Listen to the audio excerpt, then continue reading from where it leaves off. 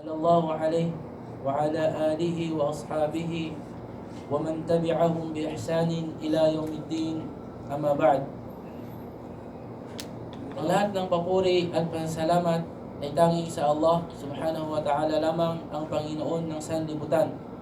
Nawa, sambahin natin siya at sa kanya lamang tayo magbigay ng puri at sa kanya lamang tayo humingi ng kapatawaran mula sa kasalanan ng ating mga sarili at kasalanan ng ating mga gawa, at sa kanya lamang tayo humingi ng tulong sa lahat ng ating mga pangangailangan dito sa mundong ibabaw. Sino man ang gabayan ng Allah subhanahu wa ta'ala sa matuwid na landas, ay walang sino man ang makapagliligaw sa kanya. At kung sino man ang nasa ligaw na landas, ay walang sino man ang gagabay sa kanya maliban na lamang ang Allah subhanahu wa ta'ala. Ako ay sumasaksi at nanunumpa na walang ibang karapat-dapat sambahin maliban lamang sa Allah. Siya lamang nag-iisa at wala siyang katambal. At ako ay sumasaksi na si Propeta Muhammad sallallahu alaihi wasallam ay kanyang alipin at huling propeta at sugo. Sinabi ng Allah, Ya ayyuhalladhina amanu taqullaha haqqa tuqatih wa la tamutunna illa wa antum muslimun. Sa malapit ng kahulugan sa ating wika, ang Allah ay nagsabi, O kayong mga sumasampalataya, tinatawag ng Allah ang mga mananampalataya. Katakutan ninyo ang Allah ng tunay na pagkatakot sa Kanya sa pamamagitan ng pagsunod sa Kanyang mga ipinag-uutos at pag-iwas sa Kanyang mga ipinagbabawal. At huwag niyong hayaan na kayo ay bawian ng buhay maliban na lamang na kayo ay tunay na mga Muslim. Sinabi din ng Allah sa ibang aya, Ya ayuhan nasu taqu rabbakum alladhi khalaqakum min nafsin wahida wa khalaqa minha zawjaha wa batha minhuma rijalan kathira wa nisaa wattaqullaha alladhi tasaaluna bihi wal arham innallaha kana alaykum raqiba. Sa malapit na kahulugan sa ating wika, ang Allah ay nagsabi, O sang katauhan, ngayon tinatawag na ng Allah ang lahat ng tao, musliman o hindi muslim. Katakutan ninyo ang Allah, pangambahan ninyo ang inyong Panginoon na lumikha sa inyo mula sa isang tao, at yun ay si Adan. At mula sa kanya ay nilikha na Allah ang kanyang asawa na si Eva, at mula sa kanilang dalawa ay lumikha ang Allah ng napakaraming mga kalalakihan at kababaihan. Kung gayon, katakutan ninyo ang Allah subhanahu wa ta'ala, at huwag niyong putulin yung ugnayang kamag-anakan. Dahil tutuhan ng Allah subhanahu wa ta'ala lagi nagmamasid sa lahat ng inyong mga ginagawa. Sinabi din ng Allah sa ibang aya, Ya ayyuhalladhina amanu taqullaha wa qulu qawlan sadida yuslih lakum a'malakum wa yaghfir lakum dhunubakum wa man yuti'illaha wa rasulahu faqad faza fawzan 'azima. Sa malapit itong kahulugan sa ating wika, ang Allah ay nagsabi, O kayong mga sumasampalataya, tinatawag ng Allah ang mga mananampalataya.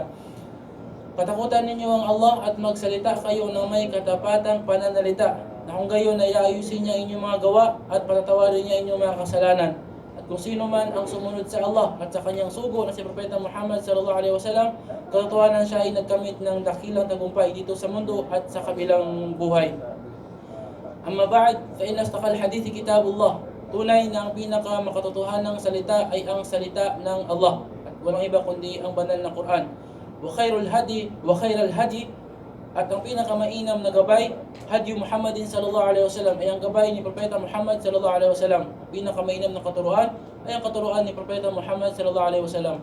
Wa sharral umuri muhdathatuha, at ang pinakamasama sa lahat ng bagay ay kung ano yung mga bagong mga pagsamba, mga bagong paniniwala, mga bagong katuruan na hindi naman itinuro ng mga propeta, hindi naman itinuro ni Propeta Muhammad sallallahu alaihi wasallam, at ang lahat ng mga bagong yaon ay tinatawag na bid'ah.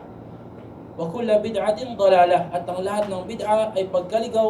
Wa kulla dalalatin finnar, at ang lahat ng pagkaligaw, impyerno ang patutunguhan. Mga mahal kong mga kapatid sa pananampalatayang Islam, sa pagkakataong po ito, inshallah, ay ating pong sisikapin na may translate kung ano yung nasabi ng khatib kanina sa Jumu'ah sa ating mga kaya, inshallah. So,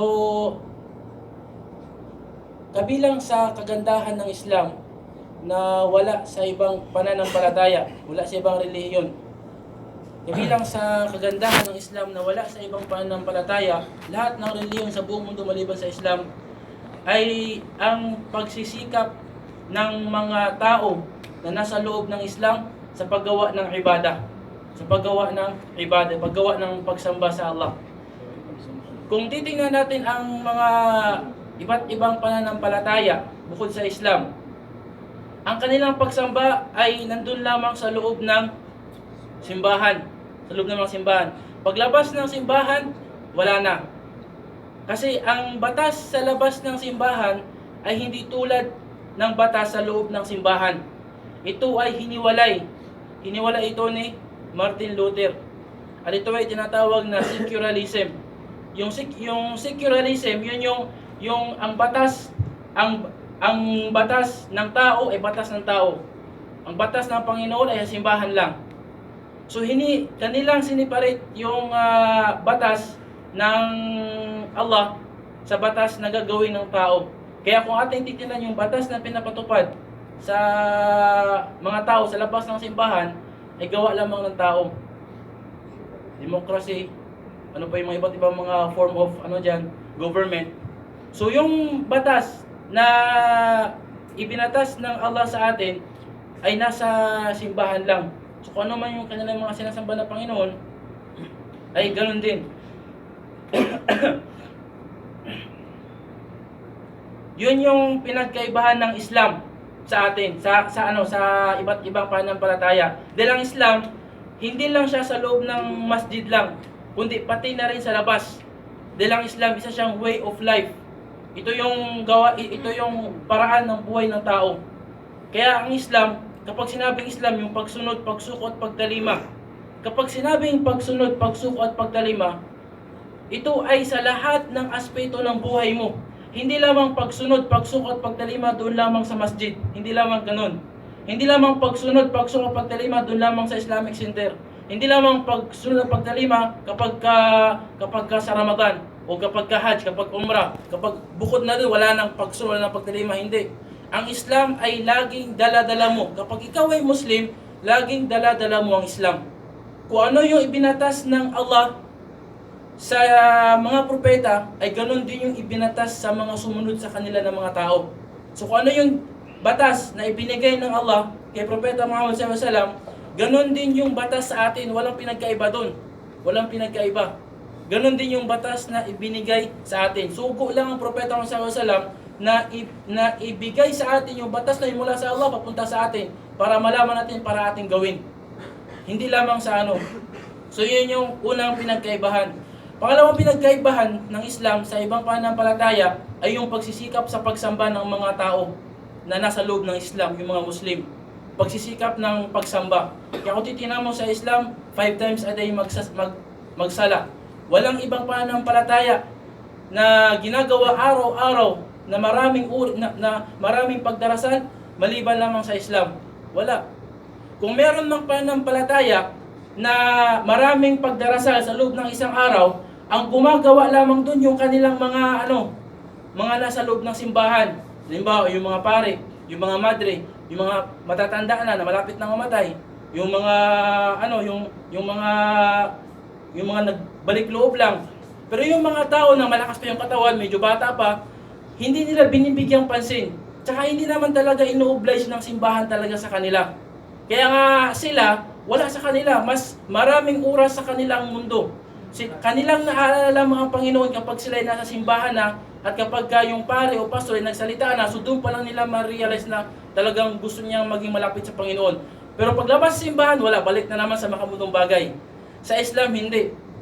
May alam ka man sa Islam, wala ka mang alam sa Islam. May asawa ka, walang asawa, bata, matanda, basta ikaw iwabot sa basong kulang na obligado na sa iyong magsala, ay obligado sa iyong magsala. Saan ka man naroroon. Habang ikaw ay may hininga pa, kahit hindi ka na makagalaw, kahit habang ikaw ay may hininga pa, obligado pa rin sa iyong magsala. Kahit na yung ulo na lang iruko mo, isujud mo, o kahit na yung mata, sabi ng mga ulama, kahit na hindi mo na magalaw yung ulo mo, mata na lang yung iruko mo, pag ruko, pag ganon, pag sujud, pag ganon, mata na lang igalaw mo. Kung nasa ospital ka, hindi mo na kayang audubila. Habang may hininga ka pa, ay obligado pa rin sa iyong magsala ng 5 times a day. So yun yung sa sala. Pagdating naman sa fasting naman, sa pagpuasa, o sa pag-aayuno, ganon din.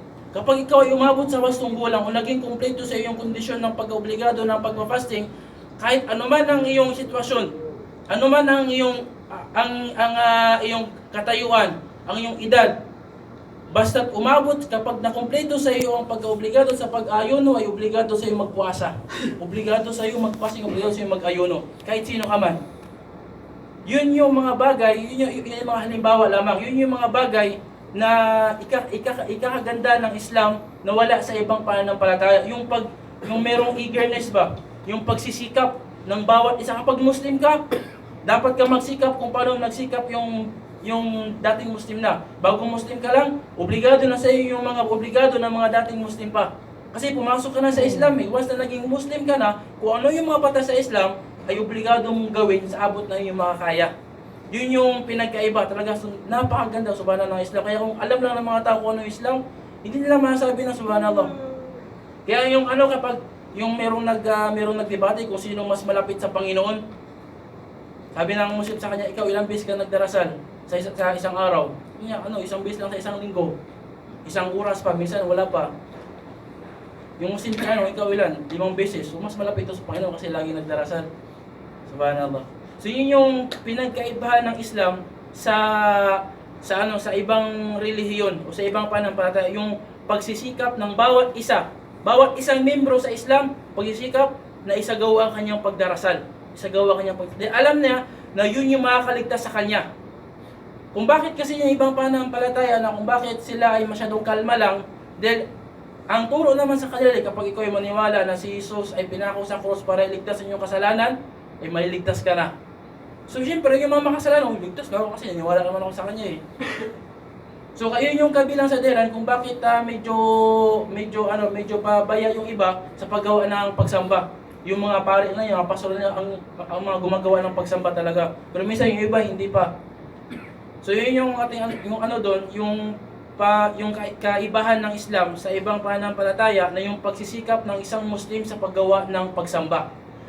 At sa pagsisikap ng isang Muslim sa paggawa ng pagsamba, ang Islam ay tinutulungan din siya. Tinutulungan din siya na gawin ang mga pagsamba na yun kahit na mabigat sa kanyang sarili. Mabigat magsala ng 5 times a day, mabigat magpuasa, magbigat yung babae, magtakip ng kanyang buhok niya, maghijab siya, parang mabigat yun. Pero ang Islam hindi siya pinabayaan. Tinulungan pa siya ng Islam. Ginawa pang magaan ng Islam para sa kanya. Sa anong pamamaraan? Maraming pamamaraan. Kabilang doon ang pagbanggit ng mga gantimpala kung sino makagawa nito. So siyempre kapag isang tao kahit na gano'ng kahirap yan, kapag sabihin ng Islam na kapag ginawa mo yan, napakalaking gantimpala ang nagawa ang makakamit mo. Halimbawa kahit nasa tao, halimbawa kapag sinabi sa iyo na tumayo ka lang sa labas ng kalsada mula umaga, mula alas 6 hanggang alas 6 ng hapon. Mula alas 6 ng umaga, mula alas 6 ng hapon, bibigyan kita ng 1,000 real. Tumayo ka lang dyan. Lahat ng tao tatayo dyan, di ba? 1,000 real, tatayo ka lang doon. Di ba? 1,000 real yun. Isang araw lang. Mula alas 6 hanggang alas 6 ng hapon, 12 hours. Nakatayo ka lang.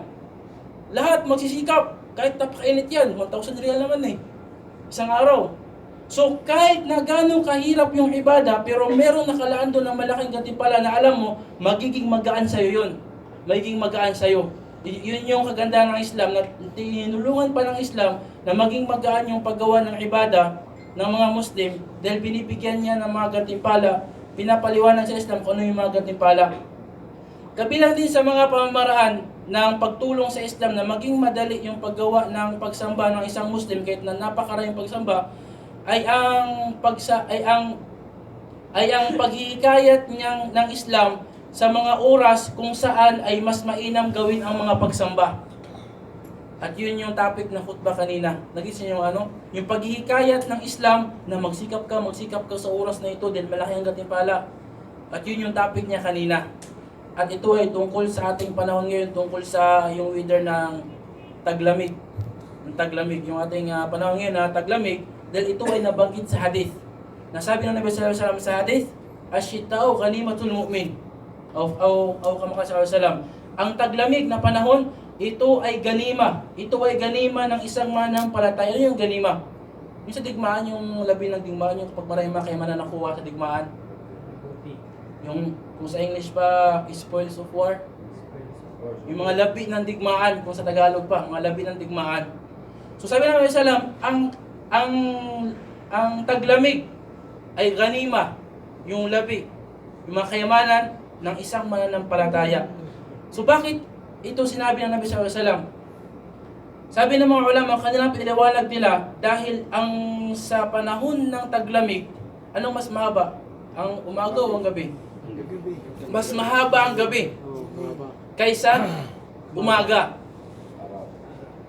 Kaysa araw. So, ang tinutukoy doon ng Nabi sallallahu alaihi wasallam na ito ay malaking kayamanan ng isang Muslim dahil sa kanyang sasamantalahin ang mga iba't ibang uri ng ibada dahil ito ay magaan sa kanya. Kapag ikaw ay nag-fasting at yung umaga maiksi lang, napakagaan yun kaysa mag-fasting ka na yung umaga, mahaba, ang tagal naman ng iftar. Mayroon pang 3 oras. Pero pagtingin mo, pagsala mo ng duhur, pagsala mo ng asar, maya-maya mag-grip iftar na. Parang ginagawang magaan sa'yo yung pag-iibada. So yun yung tinutukoy ng Nabi sallallahu alaihi wasallam na yung panahon ng taglamig ay ganima, yung kayamanan ng isang mananampalataya na mas dadagdagan pa niya ang pagsusumikap sa paggawa ng pagsamba dahil ito ay madali sa kanya sa umaga. Ngayon sa gabi naman, yung gabi napakahaba ng gabi. Ano yung mga magagandang mga pagsamba sa gabi? Qiyamul Lail, yung tahajjud. Yung pagsasala sa sa 1/3 ng gabi. Binanggit ng Nabi sallallahu alaihi wasallam, sabi niya, Inna Rabbuna yanzilu fi sama'i dunya hina yabqa thuluthul lail akhir. Inna Rabbana yanzilu fi sama'i dunya kulla layla hina yabqa thuluthul lail akhir. Sabi ng Nabi sallallahu alaihi wasallam, tunay na ang ating Panginoon ay bababa. Ilan ang floors ng mundo? Ang ng langit? 7. Ang Allah ay bababa hanggang sa pinaka last na floor ng langit na malapit na sa mundo, gabi-gabi kapag sumapit na ang last third part ng gabi. Kung hatiin mo yung gabi sa 3, yung last third part, doon yung oras ng pagbaba ng Allah hanggang sa dumating ang oras ng Fajar. Anong kadalasan? Halimbawa kung alas 6 magsimula yung gabi, alas 6 yung umaga, hatiin mo yun. Nasa mga 2:30 ng madaling araw, alas 3 ng madaling araw, yun yung last third part ng gabi. Alas 3 ng madaling, tama kasi alas 6, alas 6. So last third part ng gabi, alas 3 ng madaling, yung oras na yan, bababa ang Allah sa oras na yan. At ano ang dahilan bakit siya bababa? Gabi-gabi yun. Ano ang dahilan bakit siya bababa? Sabi ng Nabi sallam, bilang pagpapatuloy, at sasabihin ng Allah, Man yas'aluni fa'tiyah. Sino man ang maghihiling sa akin ng kahit anong bagay ay ibibigay ko, sabi ng Allah. Wa man yad'uni fa'astajiba lah. At kung sino man ang manawagan sa akin ay aking didinggin na kanyang panawagan. Wa man yastaghfiruni fa'aghfir lah. At kung sino man ang hihingi sa akin ng kapatawaran ay aking patatawarin ang kanyang kasalanan. Gabi-gabi yung sinasabi ng Allah sa last third part ng gabi. Kaya kung bakit napakahalaga ng pagsala ng tahajjud, kabilang sa dahilan ay yung bagay na yun, na bababa ang Allah subhanahu wa ta'ala. At sasabihin yung mga bagay na yun, subhanallah, kahit anong kahilingan mo, sabi ng Allah, kung sino man ang humingi sa akin ng kahit anong bagay, kapag siya ay hihiling sa akin, kanya aking ibibigay. Kapag sino man ang manalangin sa akin, aking didinggin na kanya panalangin. Kapag sino man hihingi ng kapatawaran, aking siya patatawarin. So yung tao na hihingi sa Allah, hihingi ba siya na siya ay natutulog o gising siya? Gising. Di ba siyempre, sino naman matutulog sa oras na yun, tapos hihingi siya. Nangangarap siya na patawarin ang kanyang kasalanan sa oras na yun. Nangangarap siya na didinggin Allah kanyang pangalan sa oras na yun. Nangangarap siya na ibigay ng Allah kanyang pangailangan. Kahit makamundong bagay, o sa usapang kabilang buhay. Tapos siya ay tulog sa araw na yun. So kaya yun kagandahan ng pagsala ng tahajjud. Kahit na hindi mo ginagawa siya, kahit na hindi mo siya ginagawa araw kasi wala namang nakakagawa nun, kasi tsaka hindi siya obligado sa atin, yun ay sunnah muakkad. Ibig sabihin kaaya-ayang gawin ng isang mananampalataya at mas malaki ang kanyang gantimpala na kapag nagawa niya yon. Pero hindi siya obligado. Kaya isang tao na natutulog sa oras na yon, hindi mo siya pwedeng sisihin na, Brad, magsala ka ng bakit magsala, astagfirullah. Hindi mo siya pwedeng kasi hindi naman obligado sa kanya. Maliban lang kapag yung Fajar, Dhuhr, Asar, Maghrib, Isha, pwede mo, Brad, astagfirullah, hindi ka nagsala. Pero yung mga sunnah na sala, hindi mo pwede siya sihin doon. Pero ang gagawin mo doon, hikayatin mo siya na magsala sa oras na yon. Kahit nasa isang linggo, isang beses lang, pwede na yun. O kahit nasa isang buwan, isang beses na kalamog sa tahajjud, pwede. Pero mas mainam kung kaya mo, ay gawin mo every week, 2 beses o 3 beses. Mas mainam na yun siya. At least makapagsala ka sa oras na yun. So, doon sa taglamig, siyempre mas mahaba yung gabi. So mas malaki yung tsansa na makapagsala ka ng tahajjud kasi mas mahaba yung gabi. Kasi makakatulog ka pa after magsala ng isya, kakain ka. So matutulog ka pa. Pagtingin mo ay pagkatapos mo ka after isya, pagtingin mo sa oras, maaga pa pala. So pwede ka pa matulog. Sa pagtulog mo na yan, mahaba-haba pa ang oras na maitutulog mo hanggang sa ikaw ay makagising ng pang last third part ng gabi. At pagkatapos mo magsala ng tahajjud, kahit na mga 30 minutes lang o kahit na mga 2 raka lang, tahajjud na yon. Paggising mo, magduha ka sa kanang 2 raka, magduha ka sa Allah sa oras na yon. At pagkatapos matulog ka, tahajjud na yon. Kaunti din na ikaw ay nakapagtahajjud kahit na 2 raka, kahit na 1 raka lang ay. Magsala ka ng witr. Kasi yung witr kasi 1 raka yung pinakamababa. Kahit na magising ka ng alas 3 o 3:30, gumising ka, magwudu ka, tapos magsala ka ng kahit 1 raka lang, witr. Kaunti na yun na nakapagtahajjud ka, magduha ka sa Allah para makamit mo yung mga pinako ng Allah doon sa hadith. So sa taglamig, mas mahaba yung gabi kaysa ibang panahon. Kasi kung tag-init, konti yung gabi, di ba? So parang mas mahirap magsala ng tahajjud kasi konti lang yung tulog mo tapos gising tahajjud, tapos pagkatapos ng tahajjud, maya-maya pajar na. So parang konti lang yung oras. Unlike kung mahaba yung gabi, mashallah, makakapagsala ka talaga ng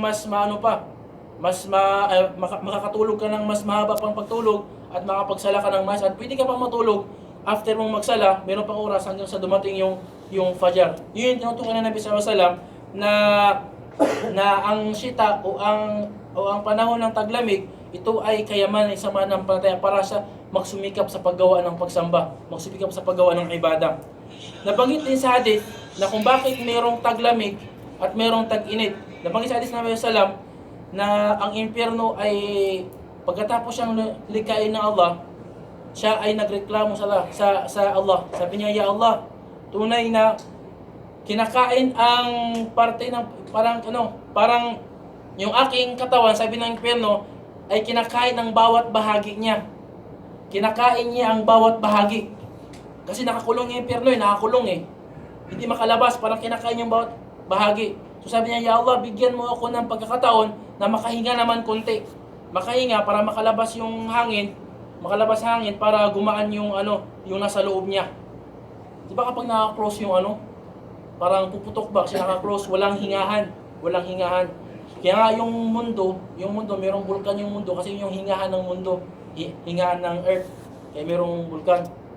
Ngayon yung impyerno, humingi siya sa Allah ng nabigyan siya ng hingahan. So ang binigay ng Allah sa kanya ay 2 panahon ng paghihinga sa isang taon. Sa panahon ng taglamig at panahon ng tag-init. Kaya sabi ng Islam, kung ano yung nararamdaman nyo sa tag-init, kung ano yung nararamdaman sobrang init, yun ay singaw ng impyerno. Yung nararamdaman nyo sa tag-init. At kung ano yung naramdaman nyo sa taglamig, napakalamig, yun yung singaw ng impyerno din. So ibig sabihin pala, yung impyerno hindi lang siya apoy, hindi lang siya init, meron din siyang lamig. So, silang hindi nakakaalam nun. Kasi inakala ng iba kapag impyerno, apoy lang yung parusa doon. Init lang. Hindi. Meron din sobrang lamig sa impyerno. Ito ay kabilang sa turo ng Islam na wala sa ibang pananampalataya na ang impyerno ay meron din siyang lamig din na napakalamig. Na kung ang isang tao doon, kapag dumating yung panahon sa impyerno na taglamig, lahat sila doon ay magigilo lahat sila. At sa sobrang sakit ng pagigilo, sa sobrang sakit ng lamig na kanilang maramdaman, ay matutunaw din ang kanilang balat, ang kanilang katawan nila, matutunaw. At yung tunaw na kanilang maramdaman nila, ay tulad ng naramdaman ng isang, yung sa Tagalog, yung ngilo kaayo ba, yung pagkain mo ng mangga ng hilaw na magano yung ngipin mo, parang nangingilo. Yung ngilo? Nangingilo, yung kakain ka ng, parang hindi maganda sa pakiramdam. Pag kinain mo yung mangga na hilaw, iba yun nangangasim. Ngilo, sabi ng ngilo, parang iba sa pakiramdam. Yung sa ngipin mo. Yung pakiramdam na yun, mararamdaman yun ng isang tao na sa impyerno sa panahon ng taglamig. Na sobra yung sobra, times, ilang times, yung mararamdaman niya doon sa panahon ng taglamig. At panahon ng tag-init na naman, susunugin na naman siya ulit. Pagkaroon ng taglamig na naman. Subhanallah. Taon-taon, yun yung parusa sa kanya. Ngayon, sabihin na isang Muslim, kahit na may impyerno ako, kasi importante, Muslim na ako, mayroong papagkataon na makapasok sa paraiso. A'udhu billah. Di ba meron mga ganun na paniniwala na mga Muslim na mga Muslim na hindi sumusunod. Kahit na may impyerno ako, importante, Muslim na ako, meron pang chance makapunta sa paraiso. Oo, talaga, meron pang chance makapunta kasi Muslim ka. Pero ang problema, yung pagtapon mo sa impyerno, a'udhu billah. Sipin mo yung nana na kumukulo, yung nana, alimbawa, yung piksa, alimbawa. Dami niya, may halong dugo, pakuluan mo. Tapos inumin mo, a'udhu billah. Subhanallah. Iinumin mo yun, ipaiinom yun sa mga tao sa impyerno, Muslim o hindi Muslim. Ipapainom sa kanila yun. Sipin mo yun. Sipin mo yung kandila. Ilagay mo yung daliri mo lang doon sa kandila. 3 seconds lang. 1, 2, 3. Ang sakit na, ang half day na. Seconds lang yun. So, sabihin natin 1 minute, lagay mo yun. Kandila. At yung apoy sa kandila, mahina na apoy yun. Kaysa apoy doon sa gasol. Mas malakas yun, yung kulay blue na talaga. Sipin yung apoy pa lang sa mundo yun, 70 times yung apoy sa impyerno. Tapos sabihin mo, kahit na may impyerno ka, a'udhu billah. Subukan mo matulog sa panahon ng tag-init sa Saudi. Subukan mo matulog sa kwarto mo na walang aircon. Ang hirap, subhanallah. Tulog ka sa walang aircon sa panahon ng tag-init, sa panahon ng sa Ramadan. Yung sobrang init. Sa Madina, abot ng 50 degrees Celsius yung init. Matulog ka sa kwarto mo walang aircon. Napakahirap isang araw, hamas mo sa impyerno at hindi mo alam kung kailan ka kukunin doon. Kung sakaling kukunin ka man, hindi mo alam kung kailan ka kukunin doon. A'udhu billah.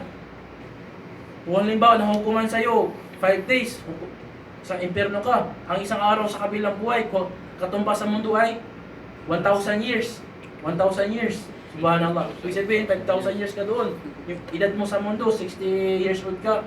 Parang ang tagal pa, 6 years old. Tapos sa kabilang buhay, 1,000 years o 5,000 years, sa impyerno ka, a'udhu billah. Kulang pa yung buhay mo sa mundo. Subhanallah. Kaya yun yung nabanggit doon sa hadith na yung lamig na maramdaman ng isang mananampalataya o ng mga lahat ng tao sa panahon ng taglamig, yun ay singaw ng impyerno. Singaw. At yung init naman na maramdaman niya sa panahon ng tag-init, singaw din yun ng impyerno. Ang tanong, nasaan ang impyerno? Nasa mundo ba o nasa anong lugar? Ha? Nasa baba. Sa baba kasi singaw eh. Sa baba, singaw. Sino ba makapag idea? Nasaan ang impyerno? Sa ilalim ng lupa. Doon. Sa doon. Karap. Ha? Preso at saka impyerno. Pero pababa siya. Ang pintuan magharap. Bilang buhay. Kabilang sa kagandahan ng reliyong Islam din na wala sa ibang pananampalataya ay ang bawat paniniwala na itinuro ng Islam sa mga tao ay mayroong ebidensya, mayroong dalil. Anumang paniniwala na walang dalil yan, kuro-kuro lang, imagination lang, ay hindi yan paniniwalaan sa Islam. Dapat meron siyang dalil. Hindi tayo tulad ng ibang pananampalataya na kapag sinabi ng pare na ang Diyos ay 3 na naging isa, tapos magreklamo ka na, Pater, hindi pwede yun kasi napag-aralan namin 1 plus 1 equals 3. Tapos ngayon, 1 sa'yo. Ano ang sagot nila? Anak, maniwala ka na lang. Kasi maliligaw ka kapag hindi ka maniwala. So, parang pinutol nila yung pagtatanong. Hindi tulad sa kanila. Tayo, kung ano yung itinuro ng Islam na mga paniniwala, merong ebidensya yun. Merong ebidensya, hindi pwede na walang ebidensya. Hindi tayo pwede na sunod-sunuran lang, hindi pwede yun. Kahit na napakaalam ng isang tao, at meron siyang sinabi na wala naman siyang ebidensya, hindi mo pwedeng kunin yun. Kung wala siyang ebidensya, dapat meron siyang ebidensya doon sa kanya sinabi na ito ay turo ng Islam. So ang turo ng Islam, kapag ang isang bagay ay unseen, yung ilmul ghaib, paano sa Tagalog, Bisaya, Tagalog yun, lingid na kaalaman, hindi nakikita, ay hindi tayong pwedeng magsikap na alamin yung bagay na yun maliban na lamang na ituro sa atin ng Allah. Maliban na lamang ito. Halimbawa ang anghel. Nakikita natin ang anghel? Hindi. Sa anong material nilikha ng Allah ang anghel? Sa ilaw. Bakit natin nalaman sa ilaw? Hindi din nakikita yung anghel. Kasi tinuro ng Islam, Masya Allah. Kasi sa level 2, sa mga level 2, sa mga anghel, di ba? Sinabi ng Propeta Sallam na ang mga anghel ay nilikha ng Allah mula sa liwanag. So nung sinabi ito ng Propeta Sallam, siyempre sinabi niya yun dahil sinabi sa kanya na Allah na ipasabi sa atin. Kasi propeta siya na mga anghel ay nilikha ng Allah mula sa liwanag. So kung hindi yung sinabi ng Propeta Sallam, hindi tayo maniniwala kasi hindi din nakikita ang anghel. So kahit na hindi din nakikita ang mga anghel, pero sinabi ng Propeta Sallam na ito ay nilikha ng Allah mula sa liwanag, so pinaniwala natin na ang anghel ay nilikha ng Allah mula sa liwanag. Ngayon sinabi ng Allah sinabi ng Propeta Muhammad SAW na ang impyerno ay nandyan, ang impyerno. Binigyan siya ng Allah ng singaw sa taglamig at singaw sa tag-init. Sinabi ba ng Allah sa atin kung nasa ang impyerno? Hindi. Sinabi? Hindi. Ha? Saan ang impyerno kung sinabi ng Allah?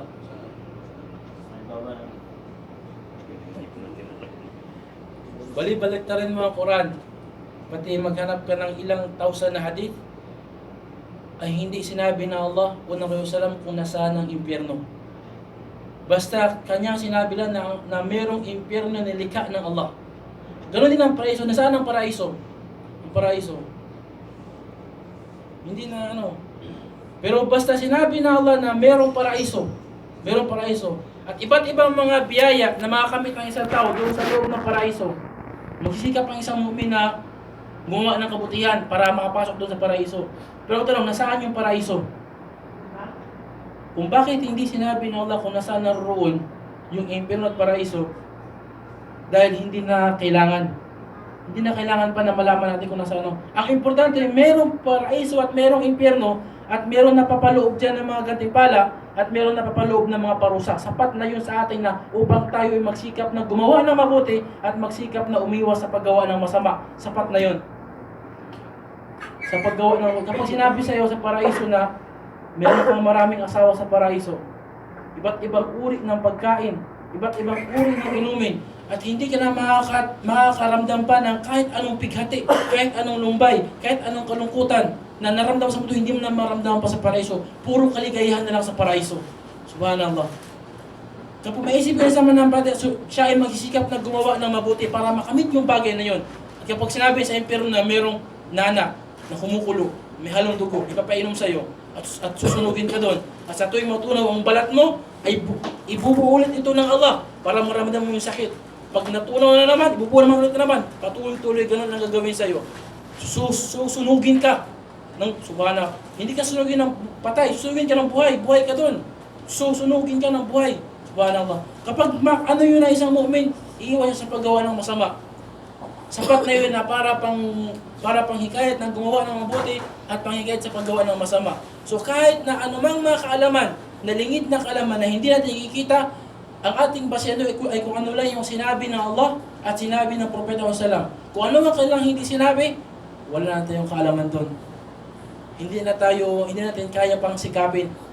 Huwag tayong tumulad sa mga philosophers, mga philosophy, sa kanila na nagsisikap sila sa mga bagay na lingid na paano ito nabuo, paano ito na ano, hanggang sa kahit na sila ay hindi nagkakaisa, magkakaiba ang kanilang theory nila kasi magkakaibang utak ng tao bagay na lingid, hindi na nakikita. So kahit anong sikapin mo dyan, hindi mo talaga makakamit kung ano yung totoo nandun talaga. Maliban na lamang kung itinuro sa iyo ng mga taong nandoon kung ano yung mga nangyayari doon. Nakuha natin yung ano? So kapag tinanong ako nasaan yung impyerno, Allahu a'lam, hindi natin alam. Ako, Ustad, alam ko.